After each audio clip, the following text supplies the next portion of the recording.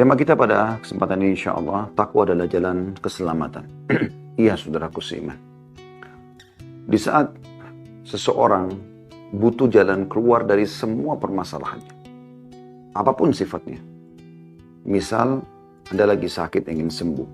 Anda lagi sumpek, sedih, ingin beralih dari semua itu kepada kegembiraan. Anda lagi belum dikaruniai pasangan. Anda belum dikaruniai anak. Anda memiliki anak yang nakal. Misal yang selalu membuat Anda punya masalah dalam rumah tangga. Anda belum sukses dalam bisnis. Atau Anda ditipu orang. Atau Anda di PHK. Atau problem apapun. Anda difitnah, digibah, ya, digunjing. Apa saja. Semua itu teman-teman permasalahan yang sedang kita hadapi. Solusi terbaiknya adalah takwa. Begitu juga dengan kalau seseorang ingin memperbanyak prestasi-prestasinya. Dia udah baik, tapi ingin dia lebih berprestasi lagi. Maka apa solusinya? Saya akan mengatakan takwa. Tentu nanti akan muncul pertanyaan di benak Anda. Emang takwa ini apa? Kenapa kok Ustadz mengarahkan kita di awal pembukaan, kemudian langsung bertakwa. Dan dia menjadi sebuah solusi yang sangat luar biasa. 5 huruf, ya, takwa. Semua masalah kita selesai. Insya Allah pada kesempatan ini kita akan lebih dalam membahas masalah itu. Dan bi'idnillahi ta'ala dengan izin Allah SWT, semoga Allah ikhlaskan niat kita. Dan berharap insya Allah, saya sangat berharap Allah Subhanahu Wa Ta'ala ini menyampaikan kepada Anda pesan-pesan yang baik ini. Dan juga menjadikan saya pertama dan Anda juga melaksanakan, bukan cuma mengucapkan. Baik teman-teman sekalian, mari kita buka sama-sama bermula dari surah Al-Baqarah. Surah nomor 2 ayat 197. Silahkan dibuka dulu di handphonenya dan kita akan baca insya Allah potongan ayat di situ ya. Kalau Anda sudah buka insya Allah Al-Baqarah 197 ada potongan ayat walaupun ini bicara tentang masalah haji ya. Tapi coba Bapak Ibu sekalian rahimani wa rahimakumullah melihat potongan ayat. Walaupun saya bacakan dari awal ya. A'udzubillahi minasyaitonir rajim 197-nya al-hajju asyhurum ma'lumat. Faman farada fihinna al-hajja fala rafatha wala fusuka wala jidala fil hajj. Wa ma taf'alu min khairin ya'lamhu Allah wa tazawwadu fa inna khairaz zadi taqwa wattaquni ya ulil albab. Haji adalah beberapa bulan yang dimaklumi. Maksudnya waktunya tertentu. Ya. Bermula dari dikenal dengan bulan-bulan haji adalah Syawal, Dzulqa'dah, Dzulhijjah ya. Barang siapa menetapkan niatnya dalam bulan itu akan mengerjakan haji, maka dia tidak boleh rafath. Rafath mengucapkan kata-kata yang mengundang syahwat, berbuat fasik atau kejahatan-kejahatan yang lain, kriminal, dan berbantah-bantahan atau bertengkar selama mengerjakan ibadah haji. Dan apa yang kamu kerjakan berupa kebaikan, niscaya Allah mengetahuinya. Dari sini saksi bahasan kita, dan berbekallah kalian. Berbekal untuk apa? Kebahagiaan dunia, kesuksesan, keselamatan dunia, juga akhirat kalian.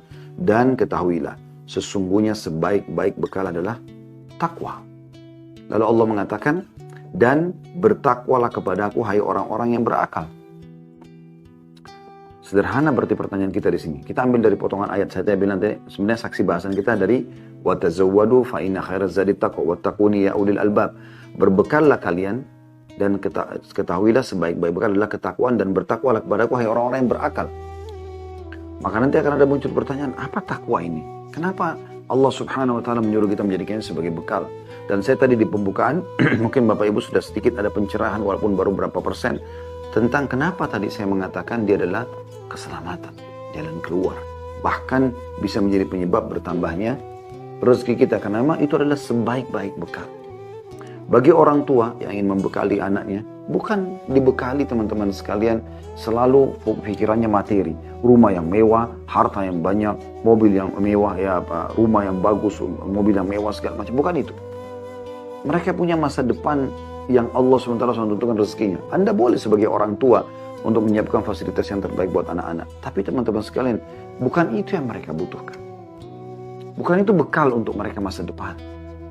Rumah yang Anda berikan, mobil yang Anda berikan bisa dijual, dipakai narkotika, pakai foya-foya sama teman-temannya. Bahkan bisa menjadi durhaka kepada Anda justru karena fasilitas Anda berikan. Bisa terjadi, bisa juga terbalik. Mungkin mereka justru patuh kepada Anda dan berterima kasih kalau mereka anak-anak yang baik. Tapi kan bisa terjadi ini dan itu. Tapi yang benar adalah Anda jadikan takwa sebagai bekalnya. Bagaimana dia bertakwa kepada Allah Subhanahu wa Ta'ala. Dan kalau kita ringkaskan definisi takwa adalah patuh. Kepatuhan kepada Allah Subhanahu wa Ta'ala. Bagaimana dia patuh kepada Allah Subhanahu wa Ta'ala. Apa yang Allah perintahkan sebagai pencipta. Karena memang kita yakin sebagai seorang muslim, la ilaha illallah, la ma'buda bihaqqin illallah. Tidak ada Tuhan yang berhak disembah kecuali Allah. Enggak ada pencipta, baik di langit, apapun yang Anda jangkau dengan mata Anda, burung yang berterbangan, pergantian siang malam, hujan yang turun, awan, bintang-bintang, semua itu yang terjangkau. Tidak terjangkau juga dengan mata Anda. Semua yang di bumi, manusia dengan beragam macam warna kulit, paras wajah, poster tubuh, bahasa, ya. Kemudian hewan-hewan, dari semut yang kecil, serangga-serangga, sampai ke gajah yang besar. Kemudian semua yang tumbuh-tumbuhan, dari rumput sampai ke pohon beringin, dari buah-buahan, sayur-sayuran, dan segala macam jenisnya, jenis tumbuh-tumbuhan. Semua yang Anda bisa lihat itu, yang Anda tidak bisa lihat juga. Seperti ada perasaan kita rasa lapar, rasa haus, rasa sedih, rasa suka. Semua itu jin, makhluk Allah yang Allah sebutkan dalam surah jin, Allah sebutkan dalam surah nomor 72 dalam Al-Quran, jin, malaikat yang Anda tidak bisa lihat. Tapi kita wajib beriman karena rukun iman kita yang kedua. Setelah iman kepada Allah, iman kepada malaikat. Begitu juga dengan kedalaman lautan yang Anda bisa jangkau dengan mata Anda. Semua jenis hewan-hewan Anda kalau lihat, ketik di YouTube, keajaiban alam lautan akan keluar, semua cuplikan Anda bisa lihat. Yang luar biasa segala macam jenis hewan-hewan gitu. Yang Anda lihat, kalau Anda perhatikan baik-baik ikan tersebut, siapa yang ciptakan matanya, mulutnya, sistem pencernaannya, bisa hidup dalam air dan segala macam corak-corak yang ada di tubuhnya, ya, warna. Yang dia sendiri tidak tahu masalah itu. Semua itu yang terjangkau, yang tidak terjangkau, kata kuncinya la ilaha illallah. La ma'budan bihaqqin illallah. Tidak ada Tuhan yang menciptakan, yang mengadakan, yang mengurus semua itu, menghidupkan dan mematikan kecuali Allah. Oleh karena itu, patuh kepada Allah dalam arti kata mengerjakan apa yang Dia perintahkan, menikmati yang halal, dan meninggalkan apa yang Dia larang, itu sebaik-baik bekal. Tanamkan itu pada anak-anak, sehingga mereka sekolah dalam kondisi mereka bertakwa kepada Allah. Mereka bekerja, mereka bertakwa kepada Allah. Dan dengan takwa ini, mereka akan memberikan hak-hak Tuhannya dan juga hak makhluk. Termasuk kita sebagai orang tuanya. Ya, termasuk kita sebagai orang tua, dia akan mendoakan. Karena dia tahu dengan mendoakan sampai doa tersebut untuk kita. Dan juga tentunya mereka mendapatkan pahala. Jadi teman-teman sekalian, dari apa yang kita sampaikan di pembukaan kita ini, kita sudah coba mengerucut ke bahasan kita, yaitu masalah takwa. Ringkasnya, patuh. Baik, lebih dalam lagi teman-teman sekalian, silakan Anda buka surah At-Talaq. Surah nomor 65 dalam Al-Quran. Tepatnya di ayat-ayat pertama tentunya. Dimulai dari ayat 2-nya. Surah nomor 65, ayat 2. Dan ini nanti akan menjawab kenapa tadi di awal pembukaan saya mengatakan dia akan takwa akan menjadi solusi bagi yang belum punya anak supaya punya anak, yang belum punya pasangan supaya punya pasangan, yang belum punya pekerjaan supaya punya pekerjaan, yang belum sukses dalam bisnis dia bisa dapat kesuksesan, yang belum sembuh dari penyakit dia akan sembuh, yang sudah punya semuanya, sudah punya pasangan hidup, sudah punya keturunan, bagaimana sudah punya pekerjaan, prestasi, bagaimana dia mempertahankan bahkan bisa lebih banyak lagi ya, fasilitas tersebut. Kata kuncinya takwa. Perhatikan dalilnya. Surah At-Talaq, surah 65 ayat 2. Di akhir ayat, walaupun dibicara masalah perceraian, tapi kita ambil potongan akhir ayat. Ulama menjadikan saksi bahasan akhir ayatnya. Saya bacakan di potongan akhir ayat, bisa diperhatikan di ayat 2 sekali lagi. A'udzubillahi minasyaitonirrajim wa may yattaqillaha yaj'al lahu makhraja. Siapa atau barang siapa yang bertakwa kepada Allah. Sederhana. Allah perintahkan kerjakan, Allah larang jauhi. Allah halalkan nikmati, Allah haramkan tinggalkan. Barang siapa yang bertakwa kepada Allah, niscaya dia, D-nya besar katakan dia Allah, yang menciptakan langit, bumi, udara, air, batu, semua yang terjangkau oleh mata kita, Allah dia akan mengadakan baginya makhraja, jalan keluar. Jalan keluar ini jelas. Semua permasalahan kata ulama tafsir. Apapun permasalahannya, Allah berikan jalan keluar. Yang penting dia takwa. Bahkan bisa terbalik. Kalau ada sesuatu yang mengganggu Anda, berarti ada permasalahan di masalah ketakwaan Anda. Kapan Anda buka pintu-pintu kemaksiatan, mencoreng ketakwaan Anda kepada Allah, maka fasilitas yang Allah berikan pun akan berkurang. Bahkan bisa dilenyapkan sama sekali oleh Allah SWT pada saat Anda terus membangkang. Ibaratnya seperti seorang pegawai di kantor. Pada saat dia bekerja dengan baik, dia patuh dengan peraturan kantor. Sekali lagi tanda kutip patuh. Dia patuh pada peraturan kantor, maka dia akan jadi pegawai prestasi. Dia akan berprestasi maksud saya. Dia akan mendapatkan fasilitas apa yang dijanjikan di kantor. Bahkan mungkin pemilik perusahaan atau owner ataupun ya, atasannya akan memberikan kepada dia bonus-bonus. Misalnya. Ini karena dia patuh. Dan beda sekali keadaannya dengan seorang staf atau pegawai yang sibuk melakukan pelanggaran-pelanggaran. Tidak patuh dengan peraturan. Datang telat, pulang cepat, tidak menyelesaikan pekerjaan. Tidak patuh. Yang terjadi apa? Diberikan surat SP. Ya, SP maksud saya, sudah ringkasan dari surat peringatan atau ringkasan dari surat peringatan ya. Misalnya di kantor ada SP1, SP2, SP3 gitu kan. Kalau sudah tidak bisa lagi di PHK. Atau memang di PHK langsung kalau dianggap dia melakukan perbuatan yang sudah sangat melanggar etika perusahaan, gitu yang tanda kutip. Maka ini semua teman-teman sekalian kurang lebih rasionalnya. Anda di alam semesta ini, di bumi ini. Alam semesta ada penciptanya. Kita berada di kerajaan sang pencipta Allah. Itu dasar keyakinan seorang muslim. Rukun iman kita yang pertama, iman kepada Allah subhanahu wa ta'ala. Ini ditanamkan. Saya sarankan Bapak Ibu dalam pendidikan anak, selalu tekankan poin itu. Ya. Saya kalau ingatkan anak-anak, nak sholat. Allah yang suruh. Bukan ayah, bukan ibu. Ibu atau ayah mau lihat kau sholat sekarang, nak. Allah telah memanggil untuk sholat, nak kerjakan. Selalu tanamkan itu. Saya lihat anak-anak saya masih kecil, walaupun mereka masih kecil, karena sering kita tanamkan itu. Mereka ngobrol satu sama yang lain dan bahasanya, Allah tahu loh, Allah lihat loh, Allah marah. Antara adik kakak bicara seperti itu. Jadi mereka sudah terbiasa, memang tertanamkan akidah yang benar dalam prinsip hidup mereka. Sehingga ini akan terus terbawa insya Allah bi'idnillahi ta'ala sampai mereka meninggal dunia. Bahkan mereka turun-temurunkan mengajarkan tentang perlunya patuh kepada Allah SWT. Selanjutnya ayat 3-nya, kita lihat lagi di bawahnya pas. Masih surat Talak, Allah berfirman, وَيَرْزُقْهُ مِنْ حَيْثُ لَا يَحْتَسِبْ. Allah memberinya rezeki dari arah yang tiada disangka-sangkanya. Bukankah pasangan rezeki? Bukankah anak rezeki? Bukankah pekerjaan rezeki? Bukankah keuntungan dalam perusahaan rezeki? Bukankah jabatan rezeki? Bukankah sembuh dari penyakit rezeki? Bukankah bertambahnya semua fasilitas itu adalah rezeki? Kalau Anda fahamnya selama ini definisi rezeki hanyalah uang, Anda keliru. Rezeki itu semua yang bisa membuat roda kehidupan ini bisa berjalan. Itu rezeki. Maka Allah mengatakan, selain Allah berikan jalan keluar dari permasalahannya, lalu Allah berikan lagi rezeki. Yang dari tempat tidak disangka-sangka. Kadang-kadang tidak masuk di akal kita. Bagaimana bisa itu datang? Kadang-kadang teman-teman, kalau Anda makin kuat mengasah ketakwaan Anda kepada Allah ini, oh ini enggak, ini Allah halalkan. Oke saya nikmat, ini Allah harapkan saya dan jauh. Ini patokannya. Maka selalu menjaga di sini. Yakin teman-teman sekalian. Betul-betul ayat ini berlaku pada Anda. Kadang-kadang kita baru berpikir, enak ya makan ini. Tiba-tiba ada yang kasih makanan tersebut. Mungkin kita ingin sesuatu. Pengen umrah ya. Tiba-tiba Allah mudahkan. Pengen haji ya. Tiba-tiba Allah mudahkan. Pengen punya mobil ya. Tiba-tiba Allah mudahkan. Semua Allah berikan subhanallah. Lalu Allah katakan, وَمَنْ يَتَوَكَّلْ عَلَى اللَّهِ فَهُوَ حَسْبُهُ. Barang siapa yang bertawakal kepada Allah, mengembalikan urusannya kepada Allah setelah dia ikhtiar.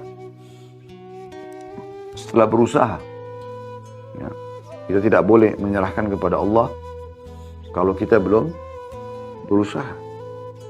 Kata Nabi SAW, kalau kalian bertawakal, sebenar-benar tawakal kepada Allah, maka Allah akan berikan kepada kalian rezeki, sebagaimana Allah berikan burung yang keluar di pagi hari dari sarangnya, dalam kondisi lapar, pulang dalam kondisi kenyang. Burung kan terbang, bekerja, mencari. Maka dijamin setelah dia berusaha bekerja, Allah subhanahu wa ta'ala akan berikan kepada dia rezeki. Dia akan pulang dalam kondisi penuh perutnya. Innallaha balighu amri. Sungguhnya Allah melaksanakan urusan yang dikehendakinya. Qad ja'alallahu likulli syai'in qadra. Sungguhnya Allah telah mengadakan ketentuan bagi setiap sesuatunya. Kemudian kita pindah lagi ke ayat 4-nya. Perhatikan lagi di akhir ayat. Jadi sudah tadi kita sebutkan di ayat 2-nya, Allah berikan makhraja, jalan keluar dari permasalahan. Yang kedua, ayat 3-nya, ini keutamaan yang kedua dari takwa. Dia akan diberikan rezeki dari tempat tidak disangka-sangka. Ayat 4-nya di sini, surat Talaq, ini keutamaan yang ketiga dari takwa yang kita bahas. Di akhir ayat ya, وَمَنْ يَتَّقِ اللَّهَ يَجْعَلْ لَهُ مِنْ أَمْرِهِ يُسْرًا. Barang siapa yang bertakwa kepada Allah, niscaya Allah akan menjadikan baginya kemudahan dalam urusannya. Nah, ini ada relevansinya dengan ayat 2 tadi ya. Ayat kedua tadi, yaj'al lahu makhraja. Allah berikan dia jalan keluar, tapi belum jelas jalan keluarnya mudah atau sulit. Misal orang sakit, dia harus operasi dulu baru sembuh. Tapi di ayat 4-nya ini, Allah subhanahu wa ta'ala memastikan jalan keluar yang ada di ayat 2 makhraja itu akan yusro, akan mudah. Ya. Jadi tanpa operasi bisa sembuh. Itu terlalu banyak kasus-kasus yang terjadi berhubungan dengan masalah ini. Ada seseorang dinukil kisah nyata di Saudi. Dia begitu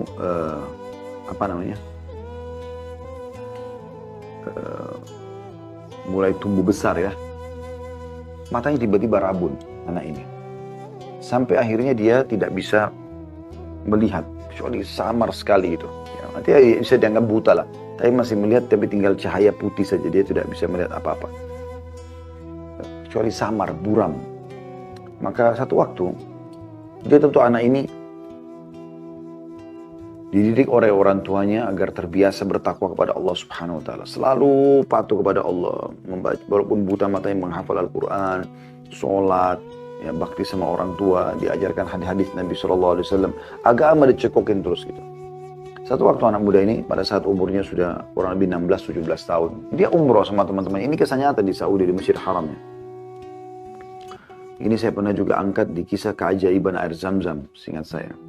Yang jelas teman-teman sekalian, dia anak muda ini umrah bersama teman-temannya dan temannya memandu dia karena dia tidak melihat. Setelah selesai tawaf, sholat di belakang makam Ibrahim, minum pergi menuju ke tempat sa'i. Sebelum sa'i, dia bilang sama teman-temannya atau temannya yang pandu dia, bisa nggak saya mampir sebentar, saya mau minum air Zam-Zam. Kata temannya, boleh, silakan.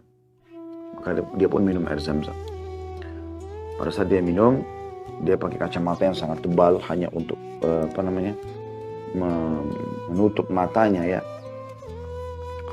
Maka dia pun membuka kacamatanya tanpa tidak lihat apa-apa, kemudian dia ambil Zam-Zam terus sambil berdoa kepada Allah SWT. Ya Allah, ya, aku memohon kepadamu dengan kemahamurahan-Mu agar Engkau menyembuhkan mataku dan agar mulai hari ini aku tidak menyusahkan lagi orang lain untuk memanduku. Diambil air Zam-Zam tersebut, diusap di matanya sambil dia juga minum. Dan ini sesuai dengan sabda Nabi SAW, Zam-Zam liman syuribalah. Zam-Zam sesuai dengan niat orang yang meminumnya. Maka tiba-tiba dia pada saat sudah mengusap matanya sambil menutup, dia terus berdoa. Pada saat selesai berdoa, dia buka matanya, dia kaget. Maaf, dia sebelum buka matanya, dia pakai peraba kacamatanya dipakai sama dia. Begitu dia buka matanya, kok buramnya luar biasa gitu. Bahkan tidak bisa terlihat apa-apa dan dia sakit kepala.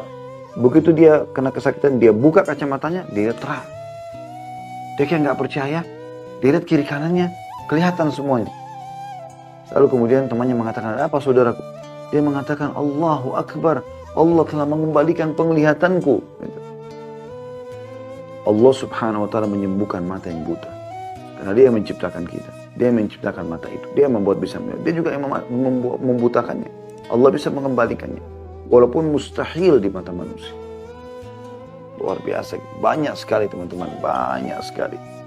Coba mulai sekarang, detik ini, Anda niat berazam untuk bertakwa kepada Allah SWT. Bagaimana Anda patuh kepada Allah.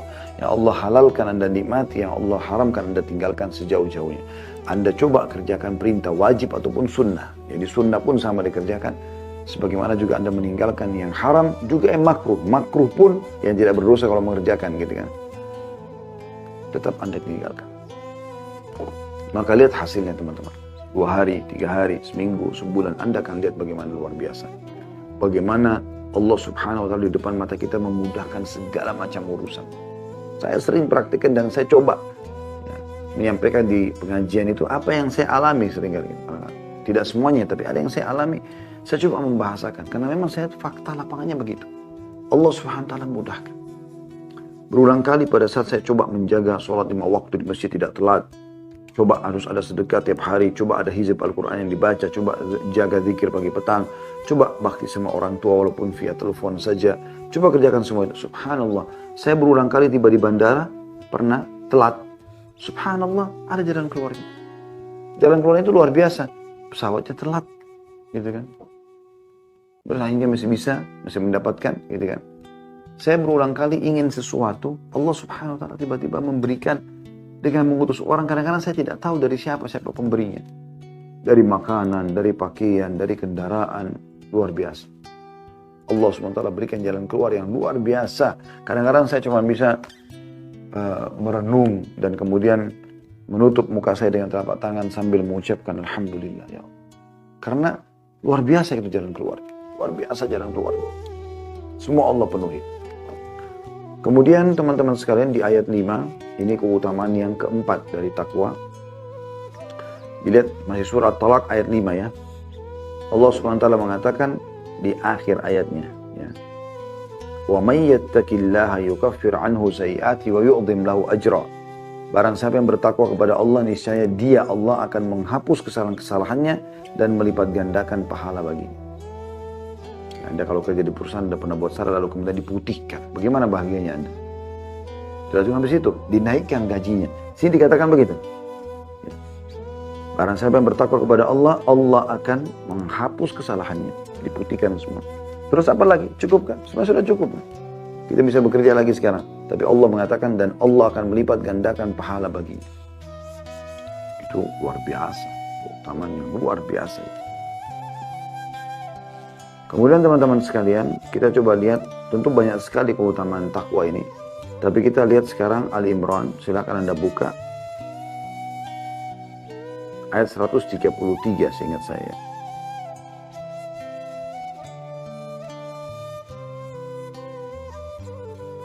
Ya, 133. Tentu di dunia ini sudah saya kasih contoh-contoh tadi karena itu sudah cukup insya Allah mewakili. Ya, contoh-contohnya sekarang tinggal masalah bagaimana puncak janji Allah subhanahu wa ta'ala di akhirat nanti. Tentu kita sudah tahu sebagai orang muslim rukun iman kita yang kelima adalah iman kepada hari kiamat. Ya. Satu paket kematian, alam barzah di kuburan, kemudian ada pembangkitan, hisab, amal soleh, amal baik ditimbang. Kalau amal baiknya lebih berat maka akan masuk ke dalam surga, dan kalau amal buruknya lebih berat akan masuk ke dalam neraka. Nah, surga ini yang merupakan tempat abadi, tempat yang kalau digambarkan dalam Al-Quran semuanya keindahan, semuanya kemewahan. Bangunannya dari emas dan perak, tanahnya dari kasturi, pohon-pohonnya yang rindang. Bahkan kata Nabi SAW, ada pohon di surga, kalau seseorang menunggangi kuda dengan kecepatan tinggi selama 60 tahun, riwayat lain 100 tahun, belum melewatin naungan pohon itu karena besarnya pohon itu.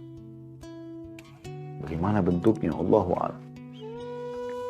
Bagaimana digambarkan Nabi SAW buah-buah surga yang kalau dipetik keluar lagi dan dinikmati oleh surga tersebut tidak pernah habis. Belum pelayan-pelayannya, bidadari-bidadari yang Allah gambarkan seperti mutiara, lu'lu', dan sekian banyak tentunya teman-teman sekalian keutamaan tentang masalah surga ini. Allah menjanjikan dalam surah Al-Imran ayat 133, A'udzubillahi minasyaitonir rajim. Wasari'u ila magfiratin min rabbikum wa jannatin arduhas samawati wal ardu iddatil muttaqin. Bersegeralah kamu kepada ampunan dari Tuhanmu. Mulai sekarang, setelah kita dengar ayat ini, bertobat kepada Allah SWT dari semua dosa, dan kejarlah surga itu, yang luasnya seluas langit dan bumi, yang disediakan atau dijanjikan untuk orang-orang yang mana? Yang bertakwa. Perhatikan di sini, Allah Subhanahu wa Ta'ala menggambarkan bahwasanya surga dijanjikan untuk orang-orang yang bertakwa, patuh kepada Allah. Baik. Lebih dalam lagi teman-teman sekalian, setelah kita jelaskan tentang definisi takwa, terus perintah dalam surah Al-Baqarah 197 tentang pentingnya berbekal dengan takwa. Kita sudah tadi menyebutkan juga keutamaannya di surah At-Talaq, surah nomor 65 ayat 2, 3, 4, 5. Kemudian surah Al-Imran, surah nomor 3 ayat 1, 33 tadi. Yang ini kita lihat di sini setelahnya tadi Al-Imran 133, di 134 sampai beberapa ayat ke depan, Allah sebutkan ciri orang bertakwa di antara ciri mereka. Supaya Anda tahu, oh saya harus lakukan seperti ini dan seperti itu. Kita lanjutkan di 134-nya, tapi subjudul yang lain dalam bahasan kita yaitu masalah ciri orang-orang yang bertakwa. Supaya kita tahu, oh ternyata saya harus jadi begini supaya saya mendapatkan predikat takwa itu sendiri. Di 134-nya Allah menyebutkan tentang ciri ketakwaan. Alladzina yunfikuna fis sarra'i wad dharra'i wal qadhimina al ghaidha wal 'afina 'anil nas wallahu yuhibbul muhsinin. Ciri yang pertama adalah orang-orang yang menafkahkan hartanya baik di waktu lapang maupun sempit. Dan ada bahasan kita banyak tentang masalah sedekah, di antaranya kita sudah bahas 2 kali kalau masalah kemarin itu tentang masalah keutamaan sedekah. Sedekah royal, keluarkan di jalan Allah SWT, jangan perhitungan. Itu ciri orang yang bertakwa. Jadi kalau ada orang yang Anda lihat royal sekali, suka memberi, orang lihat atau tidak lihat, dan dia muslim, dia mukmin, maka berarti ini ciri ketakwaannya. Di waktu lapang ataupun di waktu sempit, sempit pun susah, tetapi dia sedekah. Ciri yang kedua, dan orang-orang yang menahan amarahnya. Kadhimil ghaidh dalam ayat ini disebutkan adalah orang yang mampu melampiaskan marahnya karena dia benar dan dia punya power. Ini teman-teman sekalian dinamakan kadhimul ghaidh, orang yang menahan emosinya dalam kondisi memang dia mampu melampiaskan. Kalau Anda benar ya, kalau Anda dalam kondisi marah, kemudian Anda memang benar seperti orang tua pada anak, suami pada istri, atasan pada bawahan, pemerintah pada masyarakatnya, mereka punya power bisa melakukan penyiksaan, penggangguan dan segala macam. Tapi mereka mendahulukan ini, wal kadhiminal ghaidh, dan orang yang bisa meredam emosinya. Justru dia tidak melakukan perbuatan-perbuatan itu. Ya. Nah, orang kalau emosi, semuanya buyar, idenya buyar, matanya jadi melotot, tangannya bisa melayang sama kakinya, gitu kan. Lisannya jadi tajam. Kemudian yang ketiga adalah dikatakan wal 'afina 'anil nas, dan orang yang suka memaafkan kesalahan orang. Wallahu yuhibbul muhsinin, dan Allah suka dengan orang yang berbuat kebaikan. Memaafkan. Ini resep awet muda. Urusan dia sama Allah Subhanahu wa Ta'ala. Yang penting sayanya, ya, bagaimana memaafkan orang. Jadi kalau misalnya ada orang yang berbuat salah, teman-teman sekalian, ada orang yang berbuat salah,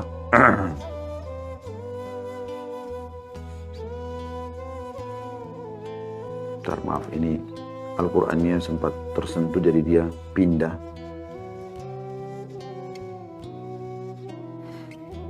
Kalau ada orang yang berbuat salah, selama dia belum minta maaf, tentu secara hukum syar'i dia ada konsekuensi hukum. Ya. Maka tidak usah khawatir. Kalau orang itu belum minta maaf, lalu Anda memaafkan, itu urusan Anda sama Allah SWT. Anda dapat pahala dengan itu, dia juga tetap akan dihukum oleh Allah SWT karena dia tidak melakukan kewajiban dia. Jadi nggak ada masalah, maafkan. Apalagi kalau Anda datang lalu memaafkan atau memaafkan orang yang betul-betul kesian dalam kondisi dia tertekan, mungkin dia menyesali perbuatannya. Maka itu satu hal ibadah yang luar biasa. Pernah disebutkan kisah bahwasanya ada seseorang budak. Waktu itu zaman itu masih ada perbudakan, kisah klasik dulu. Orang ini menjadi budak, dia membawa semangkuk marak. Marak ini kayak kita sup, ya, panas sekali. Majikannya kebetulan lagi duduk bersama dengan tamu-tamunya. Dan dia niat ingin menghidangkan di depan majikannya. Maka dia pun jalan tanpa disengaja. Kakinya kesentuh di karpet, lalu satu mangkok sup yang panas itu tertumpah di badan tuannya. Itu di zaman sekarang nggak ada budak, tapi zaman dulu ada budak. Kalau selain kaum muslimin mungkin sudah dibunuh budaknya ini. Tapi subhanallah, si budak ini beriman, si majikan juga beriman kepada Allah SWT. Sebelum majikannya marah, maka si budak membacakan firman Allah Subhanahu wa taala ini. Dia mengatakan, wal qadhimin al ghaidh, dan orang yang bisa menahan marahnya. Tuannya sangat kenal ayat ini. Artinya pada saat dia mampu melampiaskan, maka kata tuannya, saya sudah menahan emosiku. Artinya saya tidak jadi marah pada kamu. Kena ayat itu. Kemudian dia bilang, ya Tuhan, belum selesai ayatnya. Wal afina 'anil nas, dan orang suka memaafkan orang lain. Wallahu yuhibbul muhsinin, dan Allah suka sekali dengan orang-orang yang berbuat kebaikan. Maka tuannya pun mengatakan, kalau begitu pergilah, kau telah aku bebaskan. Ini ciri yang ketiga. Ciri yang keempat, kita lihat di 135. Lanjutannya masih Ali Imran. وَالَّذِينَ إِذَا فَعَلُوا فَاحِشَةً أَوْ ظَلَمُوا أَنفُسَهُمْ ذَكَرُوا اللَّهَ فَاسْتَغْفَرُوا لِذُنُوبِهِمْ وَمَن يَغْفِرُ الذُّنُوبَ إِلَّا اللَّهُ وَلَمْ يُصِرُّوا عَلَى مَا فَعَلُوا وَهُمْ يَعْلَمُونَ. Dan juga orang-orang yang apabila mengerjakan perbuatan keji atau dosa, mereka ingat akan Allah, lalu memohon ampun terhadap dosa-dosa mereka. Dan siapa lagi yang dapat mengampuni dosa selain daripada Allah, dan mereka tidak meneruskan perbuatan keji itu sedangkan mereka mengetahui. Ini termasuk ciri yang sangat luar biasa, teman-teman sekalian. Bagaimana seseorang mukmin itu kalau berbuat dosa, dia segera memberhentikan dosanya itu. Dia memberhentikan dosanya. Dia tidak melanjutkan. Segera istighfar lalu dia berhenti. Kalau ada orang yang sengaja memaksakan diri untuk melakukan perbuatan dosa, walaupun sudah sampai padanya peringatan, tetap dia kerjakan, maka ini hukuman Allah akan datang padanya. Tapi kalau dia, seperti ayat tadi Al-Imran ini menyebutkan, kalau mereka melakukan perbuatan dosa atau sudah mulai cenderung, maka mereka langsung beristighfar kepada Allah SWT. Mereka berhentikan dari situ. Berhenti langsung di situ, tidaklah dilanjutin. Kemudian mereka langsung kembali ke jalur yang benar, di rel yang benar. Lalu Allah SWT mengatakan, dan mereka tidak terus-menerus terjerumus dalam kesalahan yang sama. Walam yusirru ala ma fa'alu. Mereka tidak terus-menerus mengerjakan dosa tersebut. Udah tahu ini salah, Allah datangkan peringatan lalu dia berhenti. Seperti itulah. Maka ini termasuk ciri orang yang bertakwa. Karena kita semua bisa terjerumus dalam dosa. Bahkan kata Nabi SAW, kullu ibna Adam khata'un khairul khata'ina tawwabun. Semua anak Adam itu pasti berbuat salah. Tapi sebaik-baik orang yang buat salah adalah yang memohon ampun kepada Allah SWT. Ini ciri mereka suka bertobat kepada Allah SWT. Makanya Nabi SAW mengatakan, saya beristighfar dan bertobat kepada Allah sehari 70, dalam riwayat dan 100 kali. Maka teman-teman sekalian, bertakwalah kepada Allah Subhanahu wa ta'ala. Dan takwa itu ada dalam hati manusia. Hati kita. Makanya Nabi SAW pernah menunjuk dadanya sambil mengatakan, At-taqwa hahuna, at-taqwa hahuna. Ketakwaan itu di sini. Bukan di lisan saja, tapi di sini. Memang dari hati dia keluar. Kata Nabi SAW, dalam tubuh manusia ada segumpal darah yang kalau dia baik-baik semua tubuhnya. Nah, itu hati. Dan kalau dia buruk-buruk semuanya. Itu juga hati. Kapan dia baik, ketakwaan dari sisi hati kita, maka akan berefek kepada yang lain. Ya. Yakin teman-teman sekalian, bertakwa kepada Allah SWT. Selalu patuh, kerjakan semua perintah, tinggalkan larangan. Nikmati yang halal, jauhi yang haram. Maka insya Allah Anda akan diberikan jalan keluar dari semua permasalahan yang Anda hadapi. Dan ini saya sampaikan global tentu karena materi kita. Maka Anda bisa kembali insya Allah lebih panjang lebar. Saya jelaskan masalah takwa ini di judul ceramah kita di YouTube, bisa dilihat di playlist. Insya Allah kalau Anda masuk YouTube tadi playlistnya, Anda cari bekal dunia akhirat. Saya sudah jelaskan panjang lebar termasuk definisi Ali bin Abi Thalib tentang masalah takwa. Al-khawfu minal jalil, takut kepada Allah SWT. wal amalu bitanzil, berbuat amal sesuai dengan panduan Al-Quran dan Sunnah. War ridha bil qalil, ridha kepada apa yang Allah berikan walaupun sedikit, maka dia selalu bersyukur. Wasti'dadul yaumir rahil, dan punya persiapan untuk menghadapi hari pulang nanti. Jadi beliau mendefinisikan takwa di sini, dan itu panjang lebar saya jelaskan pada tema tersebut. Di sini saya simpulkan takwa adalah patuh. Dan yakin teman-teman, dengan makin patuh kepada Allah, takwa itu tingkat-tingkat ya. Makin Anda kental menjaga hubungan Anda sama Allah SWT, tidak pernah kehilangan sholat 5 waktu, tepat waktu, tidak pernah meninggalkan puasa sunnah, termasuk puasa wajib di Ramadan, tidak pernah meninggalkan baca Quran, tidak pernah meninggalkan sholat malam. Ini semua ada pengaruhnya besar, akan berefek, Anda bisa lihat efeknya nanti. Dan sebaliknya kalau Anda melanggar takwa ini, yaitu bermaksiat kepada Allah SWT, malah Allah susahkan Anda tentunya. Allahu a'lam. Jadi cobaan-cobaan yang datang, permasalahan semua ini karena kita tidak bertakwa kepada Allah SWT. Allahu a'lam.